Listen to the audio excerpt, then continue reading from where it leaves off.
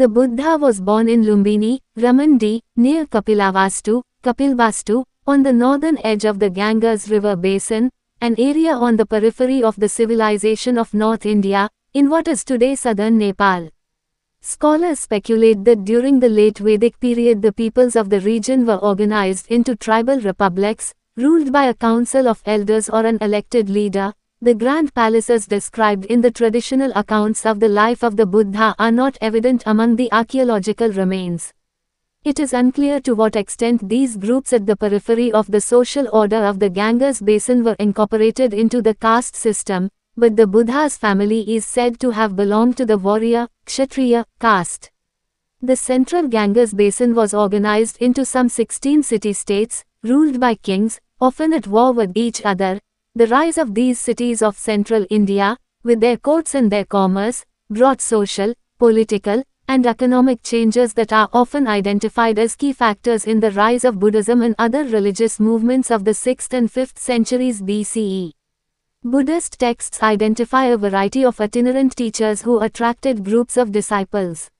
Some of these taught forms of meditation, yoga, and asceticism and set forth philosophical views, focusing often on the nature of the person and the question of whether human actions, karma, have future effects. Although the Buddha would become one of these teachers, Buddhists view him as quite different from the others. His place within the tradition, therefore, cannot be understood by focusing exclusively on the events of his life and times, even to the extent that they are available. Instead, he must be viewed within the context of Buddhist theories of time and history. According to Buddhist doctrine, the universe is the product of karma, the law of the cause and effect of actions, according to which virtuous actions create pleasure in the future and non-virtuous actions create pain. The beings of the universe are reborn without beginning in 6 realms, as gods, demigods, humans, animals, ghosts, and hell beings.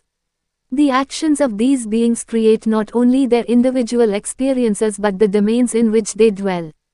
The cycle of rebirth, called samsara, literally, wandering, is regarded as a domain of suffering, and the ultimate goal of Buddhist practice is to escape from that suffering. The means of escape remains unknown until, over the course of millions of lifetimes, a person perfects himself, ultimately gaining the power to discover the path out of samsara and then compassionately revealing that path to the world.